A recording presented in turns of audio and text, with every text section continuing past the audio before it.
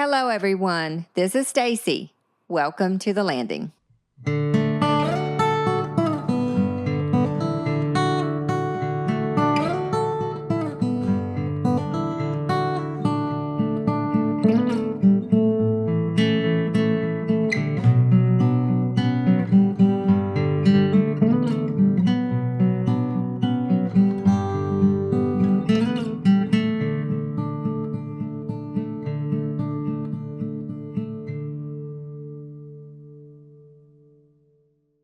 Hello. Today's episode is one I know you're going to love. I had the absolute joy of sitting down with the Huckleberry Mudflaps as the band members reunited for a special conversation. From the very first laugh, it felt like stepping back into their early days, swapping stories, reliving memories, and celebrating the music that first brought them together. What shines through most is not only their incredible love of music, but also the true brotherly bond they share. These guys have been through a journey filled with ups, downs, and plenty of joy. And hearing them reminisce is as heartwarming as it is entertaining. This first part of the interview was such a fun time, and I can't wait for you to hear it. So settle in and enjoy my conversation with none other than the Huckleberry Mudflaps. Hello, everyone, and welcome back to The Landing. I am excited. I'm looking across the table to three handsome fellas, and I can't wait to hear more about them and learn more about them. And they're looking around to see who I'm looking at. Yeah, it's going to be a fun conversation today, I believe. But before we jump in, I want y'all to go around, tell us who you are, what's your name, who's your crowd, where you're from, just a little bit about you, okay? Hello, my name's Morris Willis, and my dad was from Harkers Island, but we moved to Williston, and years went by. Of course, we came to Harkers Island every week to see my grandma, and one night I was playing in another group back years ago. Always played music, and the first group we played with was called the Esquires, and that consists of me, Clint Nelson, Jonathan Willis, and Brian Yeomans. Mm-hmm. And we played for a while, and the first time we played at Harkers Island School was with a group called the Reverbs back in the day. And they ended up becoming the Huckleberry Mudflap over different band changes and stuff like that. But that's the way, we don't have enough time to talk about how it all got started with every band that we had. But that's how I ended up playing with the Huckleberry Mudflap. And I met Jimmy, and this was back in the 60s. Mm-hmm. And way back in the 60s. That's when Donnie drove a 54 Chevrolet. Remember that old Chevrolet you had? Yeah. And a funny story about that is one time when we got to playing out of the county,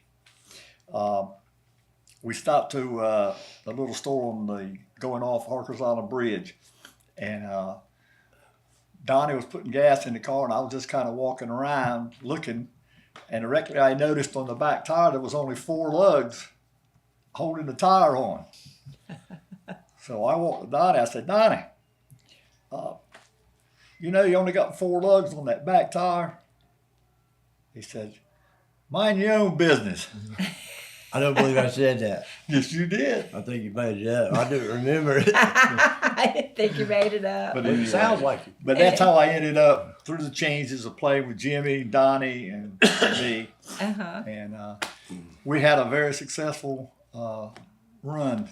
It was about 7 years that we played everywhere from Toronto, Canada, to Florida, Key West, Florida, and all south and west, Lexington, Kentucky. I cannot wait to hear about it. I really can't.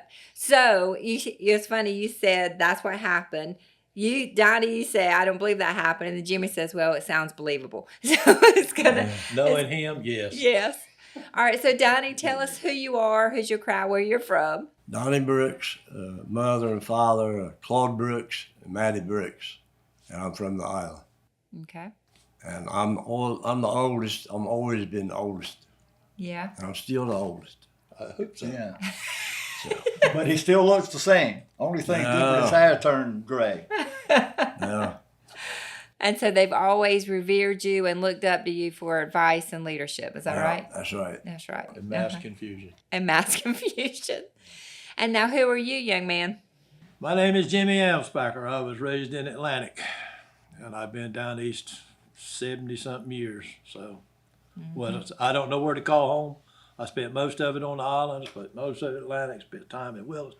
It's just the other side of the North River Bridge. is all And I now can tell you are in Marshallburg. Yeah, Yeah. yeah. The only That was place- the original down east. you got it. Was Yeah, down there. Yeah. This wasn't down east. I know it. David Shore was where it turned. Yeah, Yeah, yeah. that's true. That's it.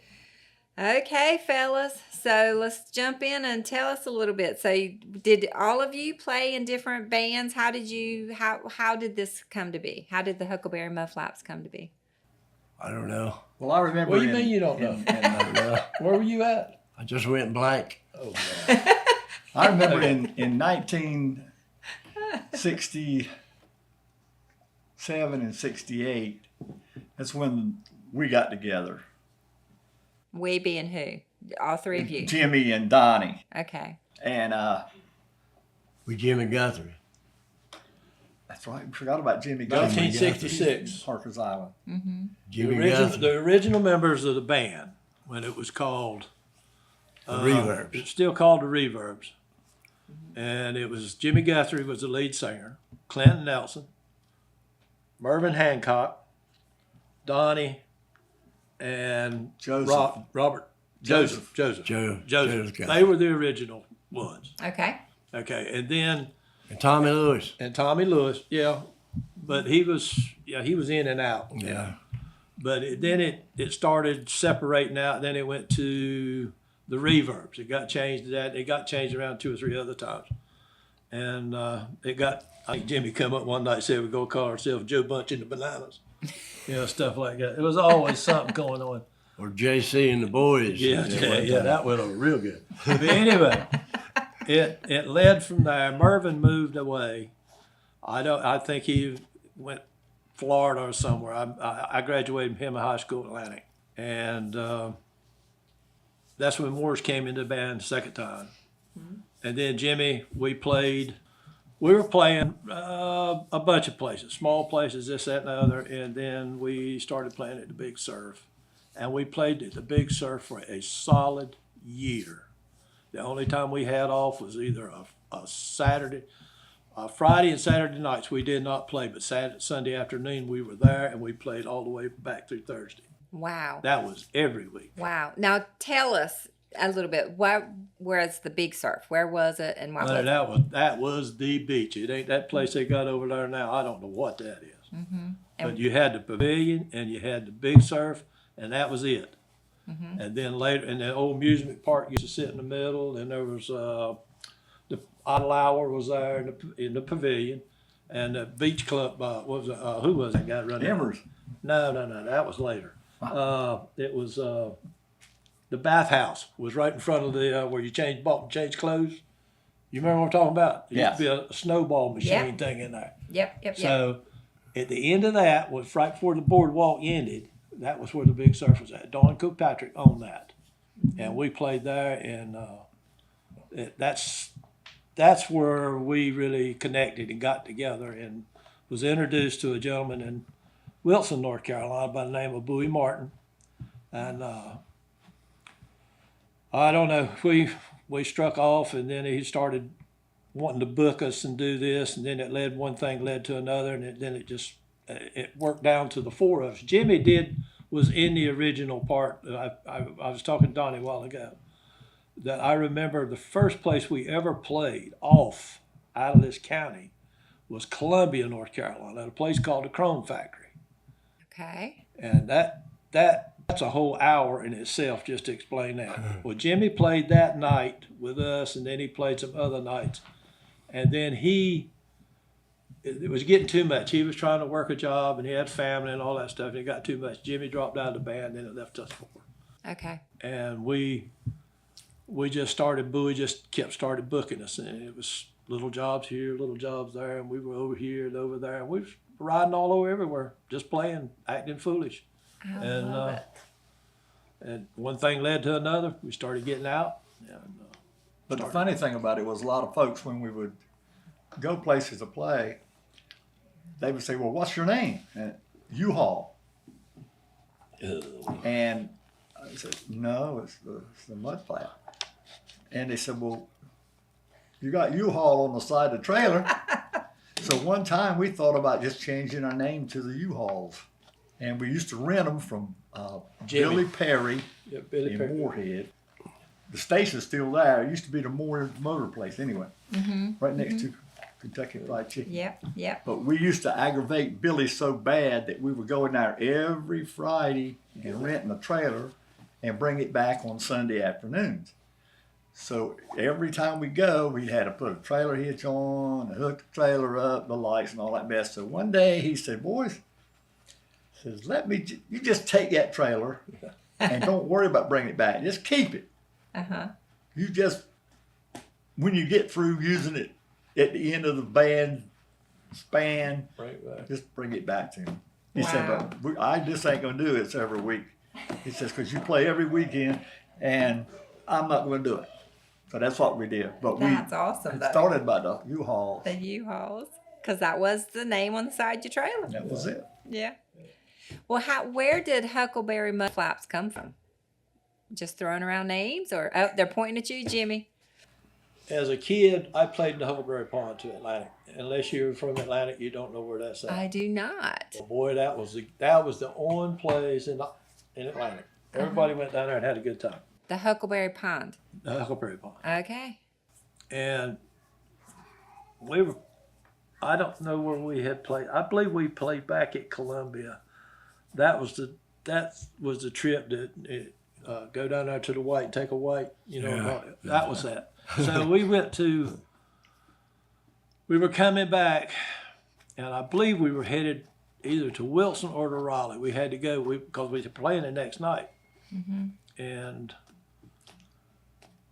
we riding down the road, I had two names in my head. And I said Huckleberry Mudflap. And I do not know why. I do. I hope you do. I'm glad you do. You're the only one. I don't know why I said that. And everybody said, yeah, that's good. Let's go with it. I never got the other one out. So that's what we turned out to be.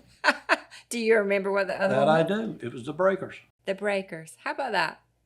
Oh, that's funny. But you never offered it because they No, liked if Huckleberry he Mudflap. agreed to it, I didn't care. And why do you think? Where'd it come from? That was kind of close, but my remembrance of that was we played in Wilson one night and we stayed with your grandma and granddad in Middlesex. Middlesex. And the next morning we had to be in Raleigh early. So as we left, we were headed on 264 anyway, where it was at. Somewhere. And directly, we was in a bunch of huckleberry fields. They raise huckleberries up in that area. In big fields like tobacco and stuff, and it's raising huckleberries. And there was a tractor trailer passed us. And one of the mud flaps was a hanging out of the bracket that held it. So just one bolt was holding that mud flap and it was swinging back and forth. So all of a sudden, Jimmy spurted out, Huckleberry Mudflap. Like a sign. It was a sign. Sign from somebody. To me, that's how it happened. But It might be. I don't know. It just happened and it felt right. Yeah, we were riding down the road. Yeah, I mean, that's funny. I don't even. We were going to paint the name on our van.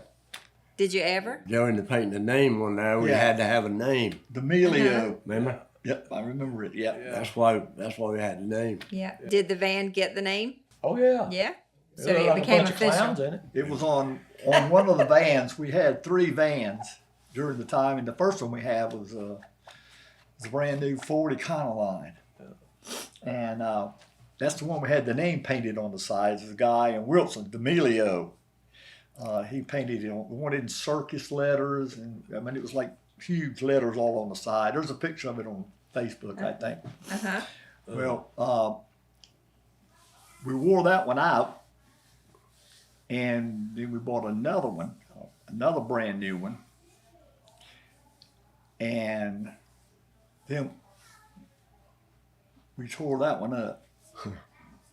That one guy got in a wreck one time. I was driving and coming along the interstate and had a slick tire on the back. And of course, it got to raining real hard, like we call it a frog strangler. Uh-huh. And our road manager went by in a big Cadillac. We were supposed to follow him, and got running like 70, 75. And when I passed this car ahead of us, I pulled past him and then tried to pull back in, and I felt the back slip. That's never So good.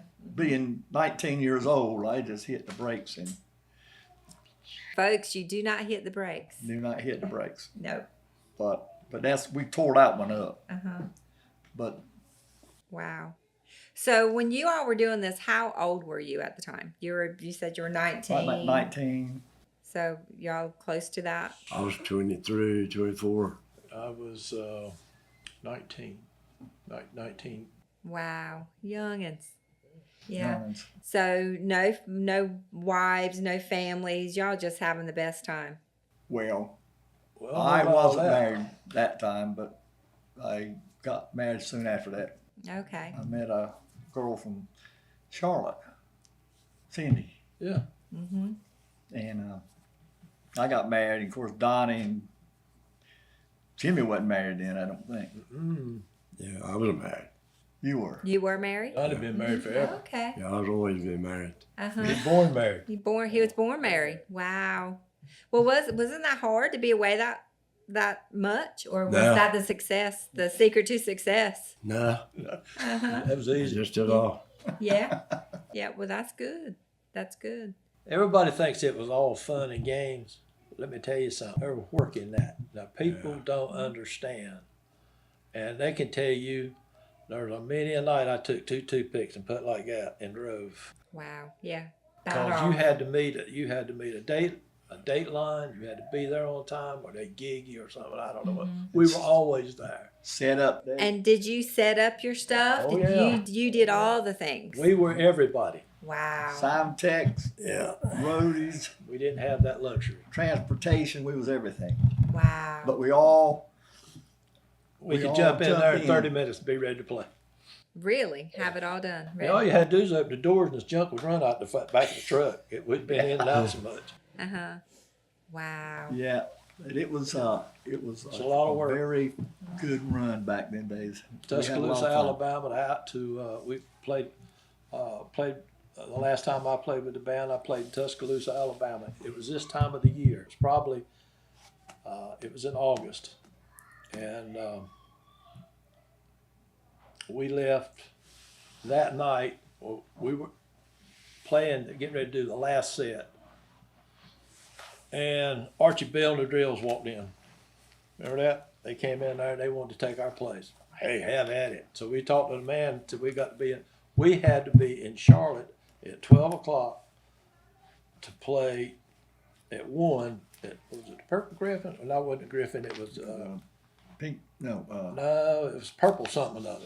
Anyway, it was a joint up there in The Greenville. next day? Yes. And you're in Alabama. And we were in Alabama. Oh my gosh. So we loaded up the flat wagon, there we went. Wow. And I drove all night long. And when I got there, the first person I saw was Billy Stewart. And that, Oh my goodness. oh yeah, yeah. Well, okay. There's a couple questions that I want to ask, but first of all, I want to ask you this. You mentioned the first set. Like, how many sets would you play? 4 sets? Wow. 4 hours. 4 We hours. started at 7 o'clock, and the liquor laws in North Carolina was 11:45, wasn't it? Something like that. Something like that. Mm-hmm. But see, when we left North Carolina, we started playing. The game was over with. They liable to start at 10 and want to play to 2 or 3. And you're not. Very flexible. Yeah, oh yeah. Wow. Sleep all day long and drive all night long. But I remember one time, I got a lot of stories. Please share. Yes. But I remember the first time we ever played in Jacksonville, North Carolina, was Jazzland. It was on Court Street in Jacksonville. That's where all the Marines would go. Okay. This one bar. And as we started bringing our equipment in, we noticed where the stage was at was up behind the bar. Behind the bar? Oh, Behind the bar, up above the bar. We played on the roof and the cellars. We played everywhere you can think of. And it had Gosh. chicken wire across the front of it. That's not a good sign, is it? Not really. And I asked the bartender, I said, They'll throw stuff at you. what is the chicken wire for? What gauge, He yeah. says, you don't know? I said, no, if I had known, I wouldn't have asked. He says, well, I'll tell you what's going to happen. Go ahead and set up and play, and then at the end of the night, you can tell me why it's up there. I said, okay. So I found out Cover about you the a middle of the second set, because when they were getting Getting drunk. looped, they started throwing beer bottles and beer cans. Oh yeah. Oh, We got the liquid, but we didn't get the brunt of the cans.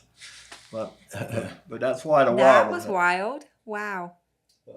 Oh my gosh. And one time we played in Greenville, and Donnie had just bought a brand new bass guitar. And we were playing outside ECU on a flatbed trailer. Yeah. And all of a sudden, here came a beer can and hit that guitar right on the top. It was wadded up. It had beer in it, but it was wadded up and it was heavier. It wasn't in Yeah. the can. Donnie liked to have a spell. He got right on the mic. He says, would the person that threw that can be man enough to come up here on the stage and front me? I thought you was the one that done that. No, you did. Are you sure? Yeah. Because your guitar, I didn't care. Yeah, you walked up to You the don't. front of the stage and said, You don't. whoever it was, I dare you to come up here. Might have been me. I don't believe know. it was. But nobody came up. Oh, I'm sure they didn't. Nobody came up. I'm sure they didn't. Wow. So did it damage the guitar, I'm sure. Not It really. didn't? No? They didn't hurt it too much, but Well, good. Put a little dent. Wow. Well, now, who are some folks or singers or acts that you met along the way? I'm sure you crossed paths with some. Everybody just. Throw out some Let names. me tell you one thing before you get into that. Okay. The best part of being in the band was when we quit. Explain that. At night, when we got through playing, here we'd go, 95, 301, wherever we were headed next. Mm-hmm. You'd pull in a place, try to find some place that had hot dogs or something to eat. Always wanted something to eat. Always wanted something. We were starved to death. Yes. And filled the old car up with gas. And there'd be 7 or 8 bands in there. Hey, where'd y'all play tonight? Played over there, man. That place sucks. Don't go over there no more. God, all they do is fight. And then it was like a big family from 12 o'clock at night to about 3 or 4 in the morning.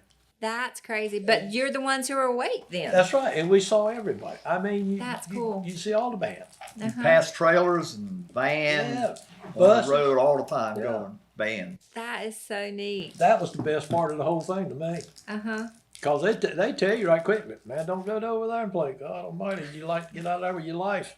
Wow. Wow. That would be neat. A camaraderie among you. Just like, Yeah, I 'cause mean, you get it. You understand each other. well, it had to be because, well, you look like you just come out of prison. And you hadn't had a bath in about a week. Your hair was down on your shoulders. You didn't really smell real good. We took more baths in gas station bathrooms than anybody I know. That's the way you did. Wow. Because you couldn't go in a place unless you had the motel room already rented. Uh-huh. You were to the mercy of the world. And if you pulled up there and you looked like, now you just think, you head off South Carolina, Georgia, or Alabama, you getting in some serious territory down there, and they ride up and look at you like that through the window. You don't know what's coming in the window next. Yeah. So it was. we always never really had any trouble. There were some incidents, but they were all taken care of. And the bands would always know what the other bands were doing most of the time. Sure, you knew. We was at the Big Surf one Sunday afternoon, and I got drafted in 1969, so I had to go stay with Uncle Sam for a few months. And of course, they cut all my hair off. Now, up till that, did all of you have long hair? Yep. And when I got out, I started back playing with the boys. And of course, my hair was blonde, and it was so blonde that it looked like it was all gone because the blonde was blending right in my head. Mm-hmm. So we played at the Experience in Raleigh on Downtown Boulevard one night. And we stayed at the club because they let us. They knew us so well, and we were always honest. Mm-hmm. Never stole stuff. We was always honest. We always looked like long hair and big button chops and stuff, but we were good people because we were born and raised on Harker's Island. That's what our parents taught us. Always be nice. Mm-hmm. So the owners would let us stay there. They had quarters up the top. So the next morning we got up and we had to head to Charlotte that night to play at the, can't think of the name of that place. Purple something. Purple Experience. Pink Purple Pussycat. Griffin. Purple Experience, wasn't it? Pink Pussycat was in Fayetteville. Charlotte. Pink Pussycat was in Fayetteville. Fayetteville. But anyway, Purple Griffin was in Wilson. Wilson. And the we pulled Experience across was in the Charlotte. street. In Charlotte. Charlotte. And the Purple Griffin was Purple Griffin was in Wilson. Yep. And the Purple Experience was in Charlotte. I love all these names. Wasn't there a Purple Well, they were Penguin? funny name. Purple Penguin. We Purple saw Penguin. That's right right, across you're the right. street Purple Penguin. was Is a that in weed Charlotte? shop. Charlotte. Charlotte. Purple Penguin. Okay. Purple Penguin. How about that? Purple Penguin. You did remember something. Yeah. I know we Just get it right. Flashback. We're right out on the wall. But we went in there and bought us a wig. One for dime. What's your wig? Yeah, bought me a wig. A wig. A wig. Wig. Oh my goodness. That was when we first started growing our hair out. Folks have just handed me a picture. $2 in that picture will get you nothing. Nothing. That is awesome. So you bought a wig. I bought a wig, and that night, and a mustache. Now, the other boy that he bought one too. Oh Jesus! So that night when we got ready to go on stage, And yours is black. Yeah. And real thin. and Jed well, Clapp. I And held you it on blinded with glue. We had to glue it, put glue on the back, Oh Jesus! and stick it on your lip. Well, it looked good in the mirror. So as we walked out, and they had those black lights, like day glow. I mean, when you got out, those lights brought all kinds of dust, lint, everything on your clothes, and those black lights, that glue. Well, it lit Like my a lip. neon, like neon around the mustache. Yeah. I mean, it was like white. And some of the girls would come up and say, "What in the world's the matter with your lip?" No, they Remember when we was playing, everybody was laughing. And they were standing out there looking at us, laughing at us. And we couldn't figure out what it was. I didn't know. And then when I walked down, I poked Donnie and turned around and see that ring around y'all's mouth. I said, oh my God. It looked like a day glow mirror up there. We had to immediately go take them off. That is Certainly. so funny. But we went on down to Savannah, Georgia, and played down there. And of course, it was in the summertime, and it was so hot that the rest of them went swimming. But I couldn't get in the pool. I couldn't swim because I had my wig on. So Now, I was your would just wig get black too? Or was it blonde? No, it's blonde. A blonde with a black mustache. Yeah. I think it was a woman's wig. They just cut the hair. But I would sit on the side of the pool. It flew off one day over at the Big Surf. Did it? Remember when he bent down and it fell off? I had gone got him. to the What did you do? Stomp it? No, we were up there playing and something. He dropped his pick or something like it. And when he went down to pick it up, it fell off down there on the floor. I used to go get him when he was in the Army, and he'd come home and he'd get off Sundays, and I'd run down there and get him. He'd come back and play. And I know he felt bad up there because there was more hair on the onion than was on him. So None.